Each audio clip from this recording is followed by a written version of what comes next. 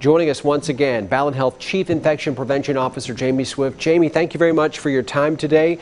Numbers going down, but I want your perspective on these numbers. What are you seeing, and what's encouraging you, or what's concerning you? And, obviously anytime we come down, that's encouraging. So I'm glad to see us finally going in the right direction again. It's important to remember anything over 100 cases is really too many in the hospital. It's just a few weeks ago that we had 60. So we're certainly coming down. Hopefully we've kind of hit that max again, and we'll continue to come down and continue to see this hopefully come to an end. Thank you. I know for sure you are also watching the number of people who are dying from COVID-19 complications and also positivity rates, and those are numbers you watch closely as well. What are you seeing there?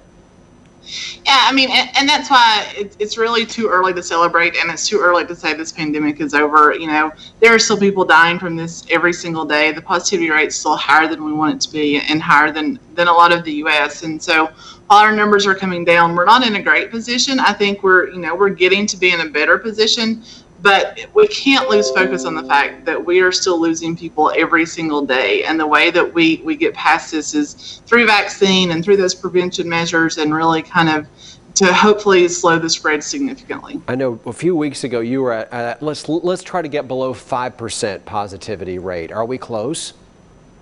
I think we're still about double that sometimes. So we're still higher than we want to be, and we still see community spread. We're certainly seeing that spread in those 18 to 44-year-olds. So really, those under 60 is really what we're seeing right now. And so there's a lot of community transmission. And while we want to celebrate all that's good, we also don't want to just quit right here.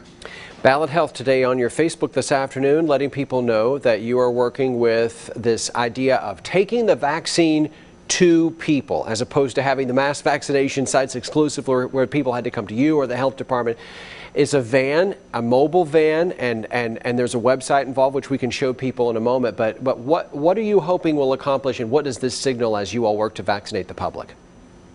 Yeah, it really is the next phase of vaccine. So we had those sites that could handle those large crowds of people who wanted the vaccine and wanted it quickly. But now it's really important to reach those people who either can't get to us because of work schedules or transportation, or just haven't had the opportunity. And so you're starting to see this shift, in Tennessee, in our region, in Virginia, across the U.S., to really focus on going to the people, meeting them where they are, answering questions while we're out and talking to people, and then hopefully setting up these vaccine sites and getting pockets of people vaccinated in each community. It's takeashotonlife.com. That's the webpage that I know is being, and Ballad has posted about this on Facebook. So thank you for bringing us up on to speed to that. Let's talk about the growing concern we're hearing among vaccinators, that people are going in, okay, you've made the decision, you got that first shot, and you've got 21 days or how many ever days later, and you're just not going back. Is Ballad seeing a problem of second dose being missed, and what's being done about that? So our percentage of people who aren't coming back for second dose is actually a little bit lower than what we're seeing in national numbers. So we're seeing a pretty good return rate. We continue to let people come in. If they miss their appointment, we're trying to reach out. We're certainly allowing them, they can walk in if for some reason they've missed that appointment. The only thing that's required is that you go somewhere that you can get the same vaccine that you received on that first dose. It's really important. We try to keep reminding people, you don't have that full immunity until 2 weeks after that second shot. Jamie, you just mentioned walking in, and today marks a significant day for Ballad. You've moved one of your vaccination centers into what in my teenage years, back in the way back 80s, was the center of the universe, the Mall of Johnson City. You've moved a vaccination center there where you're allowing people to walk in. Tell me about that and the significance of that site in your effort to try to reach people. We just feel like this location may be a little bit more centrally located. It's an easy find, so people know where the mall at Johnson City is.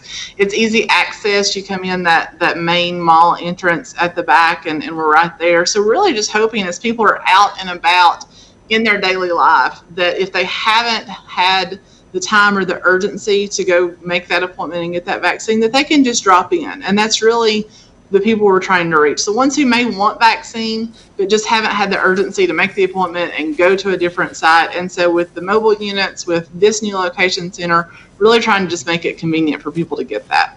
And when you go, if you're in the mall and you've been to the food court and you've swung by and picked up some stuff for your kids, you can go by. What do you need? Is it an ID? Is it your first dose vaccine card if you've already gotten a first? What do you need? So there's a few things. So certainly your identification. If you have had first dose, please be sure and bring that card so we can verify it's been 21 days and we can verify that you had Pfizer, because we are giving Pfizer. You know, as with all of our vaccination sites and hospitals, we do file insurance. So your insurance card, if you have one. If you don't, that's okay. There is never a bill to the patient. We just collect that insurance information if there is insurance, and that's an agreement with hospitals and the federal government, and a way to get reimbursed for those administrative fees. All right. Jamie Swift of Ballot Health, as always, thank you. We appreciate it.